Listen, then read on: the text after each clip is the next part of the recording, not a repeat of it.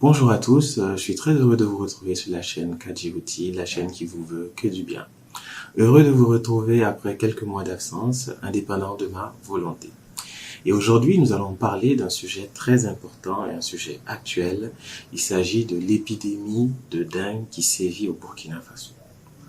Nous allons voir dans cette vidéo qu'est-ce que c'est que la dengue, comment on l'attrape, comment elle se transmet, quelles sont les manifestations possibles de la dengue, les complications, le risque de décès, on va en parler. Et bien sûr, on va parler aussi dans une deuxième partie de la prise en charge.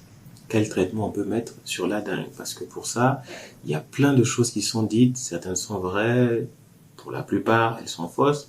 On va essayer de vous dire ce qui est juste à faire. Donc, une vidéo sur la dengue en deux parties.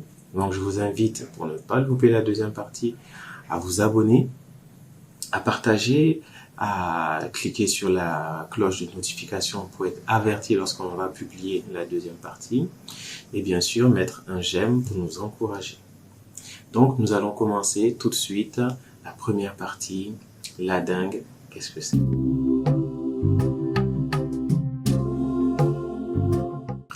Alors, la dengue, qu'est-ce que c'est? La dengue, c'est une maladie en fait qui existait depuis de nombreuses années au Burkina Faso, sauf que depuis un certain temps, elle commence à se faire sentir parce qu'elle entraîne de plus en plus des épidémies et des épidémies avec des cas graves. C'est la raison pour laquelle on commence à parler de plus en plus de la dengue. Sinon, par le passé, on ne parlait que du paludisme et rien d'autre. Donc, qu'est-ce que c'est que la dengue? La dengue, c'est une maladie virale qui est transmise par la piqûre d'un moustique. Ce moustique, il est différent du moustique qui donne le paludisme, donc il ne faut pas les confondre. Le moustique qui donne la dengue, il s'appelle Aïdes. Il y en a plusieurs familles, on va se simplifier la vie. Il s'appelle Aïdes et il pique le plus souvent en journée, entre 16h et 20h. C'est la période de prédilection où il pique. Et lorsqu'il vous pique, en fait, il vous transmet le virus. Et en ce moment-là, vous développez la maladie. Maintenant, quels sont les signes de la maladie? Alors, lorsqu'on a la dengue, la plupart des gens nous disent en fait que ça ressemble à mon palu que j'ai l'habitude de faire, mais en plus fort. C'est exactement ça. Vous avez des maux de tête, mais des maux de tête plus intenses, plus forts que d'habitude quand vous faites votre palu, des courbatures, une fièvre qui est très difficile à faire baisser, des malaises, des vomissements, etc. Voici à peu près les signes de la dengue. Et vous voyez que c'est facile de le confondre avec le paludisme. Donc, raison pour laquelle ne vous soignez pas vous-même, allez-y voir un médecin pour qu'il fasse le diagnostic et qu'il fasse la part des choses. Donc, voici les symptômes les plus fréquents de la dengue. Maintenant, parlons des complications. Parce que ce qui a fait toute la gravité de la maladie de la dengue, ce sont les complications qu'elle entraîne. La plupart du temps, le paludisme ne donne pas autant de complications, mais la dengue, oui. Et quelles sont ces complications? Elles sont au nombre de trois. Trois complications majeures à connaître. La première complication, elle va toucher le foie.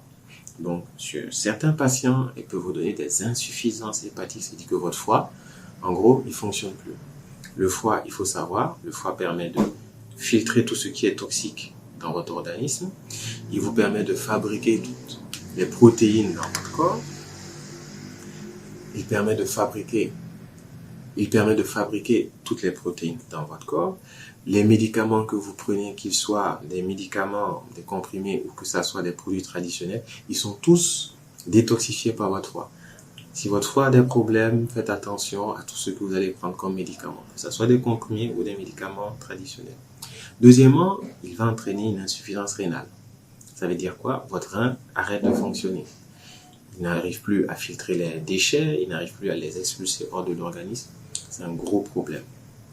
Et la troisième complication, qui est la plus redoutable, c'est la présence d'hémorragie. La dengue va faire en sorte que votre sang n'arrive plus à rester fluide dans vos vaisseaux et ils vont sortir. C'est ça qui va entraîner la gravité.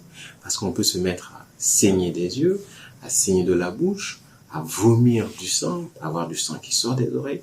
Et c'est vraiment ça la gravité de la maladie.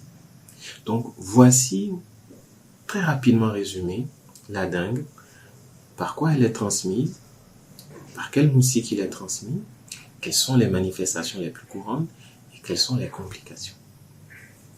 Mais on ne va pas s'alarmer sur ce problème-là parce qu'il y a une prise en charge. On va la voir tout de suite dans la deuxième partie.